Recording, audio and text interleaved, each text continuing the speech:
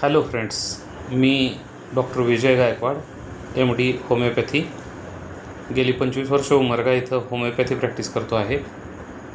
अनेक प्रकारचे रुग्ण होमिओपॅथीने उपचार करून मी बरे केलेले आहेत.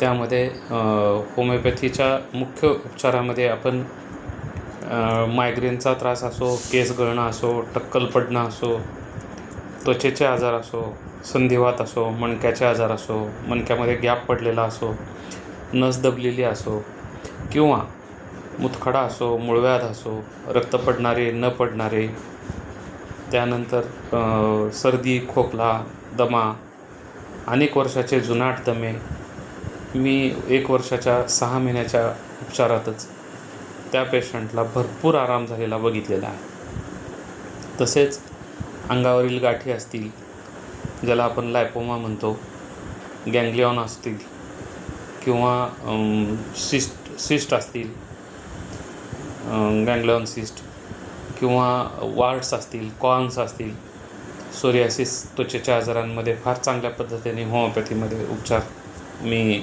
रिझल्ट आलेले बघितले. एक्झिमा असेल, फंगल इन्फेक्शन्स असतील, त्यानंतर मानसिक आजार, सतत काळजी वाटणे, चिंता करणे, विचार करणे, भीती वाटणे,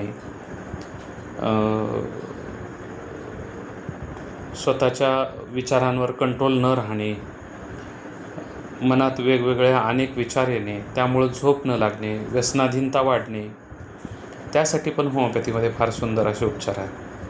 त्याचबरोबर किडनी फेल्युअर, लिव्हर सिरोसिस, दारूचे व्यसन, अपचन, गॅसेस होणं, पोटगुब्ब होणं, त्याचबरोबर कॅन्सरसारखे आजार, सर्वच कॅन्सरच्या प्रकारांमध्ये होमिओपॅथी प्रत्येकाने घेतली पाहिजे, त्याचाही फायदा घेतला पाहिजे, आणि आपलं जीवन कसं सुखकर करता येईल याकडे लक्ष दिलं पाहिजे. फक्त एकाच पद्धतीचे उपचार घेणं आणि त्याच उपचारामध्ये वेळ देणं आणि इतर उपचारांना दुर्लक्ष करणं हे पण कितपत योग्य आहे याचाही रुग्णांनी विचार करावा. एखादा आजार आपला होमिओपॅथीने बरा होत असेल तर होमिओपॅथीचा निश्चित विचार करावा, ट्रीटमेंट घ्यावी.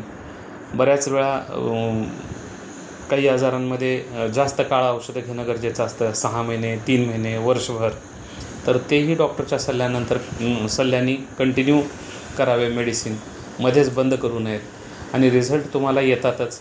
जर तुम्ही औषधच घेतलं नाही, काही काळ तुम्ही ते औषध खाल्लंच नाही, तर तुम्हाला रिझल्ट कळणार कसे?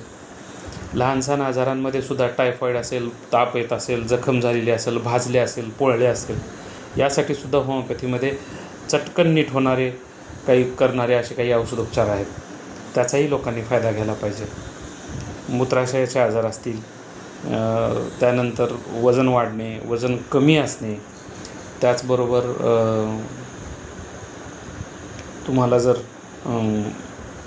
पायामध्ये मुंग्या येणे, लकवा मारणे, उजव्या बाजूचा लकवा आहे, डाव्या बाजूचा लकवा आहे, योग्य वेळेत कमी वेळात जर तुम्ही लकवा मारल्यानंतर होमिओपॅथी घेतलात तर त्याचा निश्चितच काही ना काही फायदा होऊ शकतो.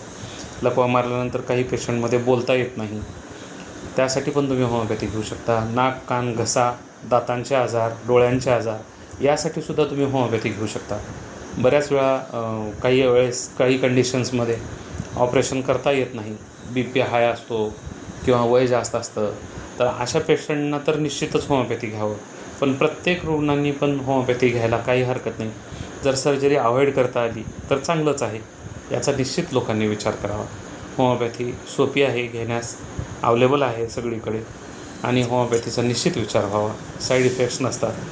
होमिओपॅथीने आजाराचे समूळ उच्चाटन केले जाते. फक्त आजारापुरता उपचार केला जात नाही, तर त्यामध्ये पेशंटच्या टोटॅलिटी ऑफ सिम्पटम बघितलं जातं आणि सर्वच्या सर्व त्याचे शारीरिक, मानसिक, फॅमिली हिस्ट्री, या सगळ्यांचा विचार करून तुमच्या आजाराला एक योग्य औषध निवडलं जातं आणि त्यातून तुमची रिकव्हरी होते. ती तुमची स्वतःची बॉडीच तुम्हाला नीट करायला सुरुवात करते. जी देवानं आपल्याला दिलेली आहे इम्युनिटी, ज्याला आपण रोगाला रोगापासून आपल्या शरीराचं संरक्षण करण्यासाठी रोगप्रतिकारशक्ती आपल्याला देवानंच दिलेली आहे, त्यालाच होमिओपॅथी चालना देत असते. आणि म्हणूनच पेशंट कायमचे बरे होतात, दुर्धर आजारातून बरे होतात आणि कायमचे नीट होतात. गरज आहे ते विश्वास ठेवून व्यवस्थित लाँग टर्म ट्रीटमेंट घेण्याची. धन्यवाद.